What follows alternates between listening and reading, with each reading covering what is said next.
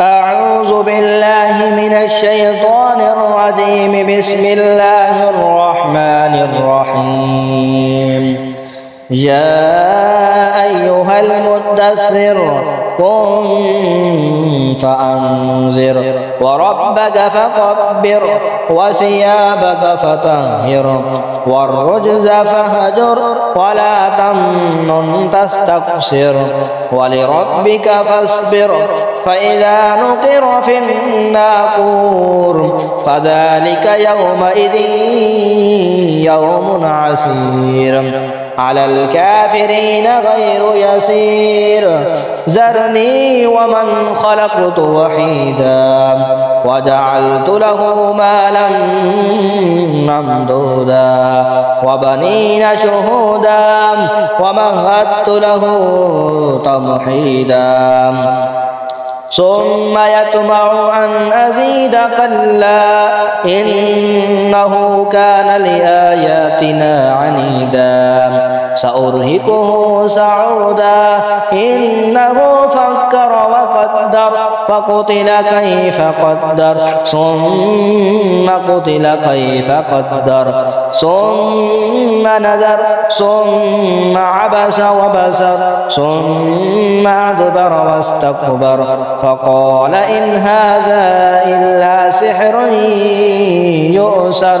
إن هذا إلا قول البشر سأصليه سقر وما أدراك ما سقر لا تبقي ولا تذر لواحة للبشر عليها 19 وما جعلنا أصحاب النار إلا ملائكة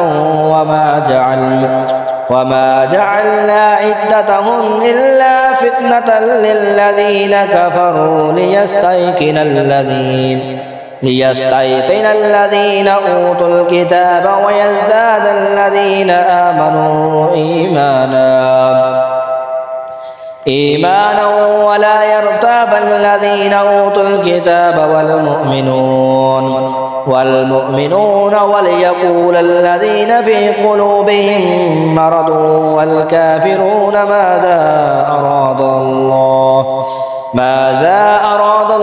بهذا مثلا كذلك يضل الله من يشاء ويهدي من يشاء وما يعلم جنود ربك إلا هو وما هي إلا ذكرى للبشر كلا والقمر والليل إذ أدبر والصبح إذا أسفر إنها لإحدى الكبر نذيرا للبشر لمن شاء منكم أن يتقدم أو يتأخر كل نفس بما كسبت رهينة إلا أصحاب اليمين في جنات يتساءلون عن المجرمين ما سلككم في سقر قالوا لم نك من المصلين ولم نك نطعم المسكين وكنا نخوض مع الخائضين وكنا نكذب بيوم الدين حتى أتانا اليقين فما تنفعهم شفاعة الشافعين فما لهم عن التذكرة معرضين كأنهم حمر مستنفرة فرت من قسورة بل يريد كل امرئ منهم أن يؤتى صحفا منشرة كلا بل لا يخافون الآخرة كلا إنه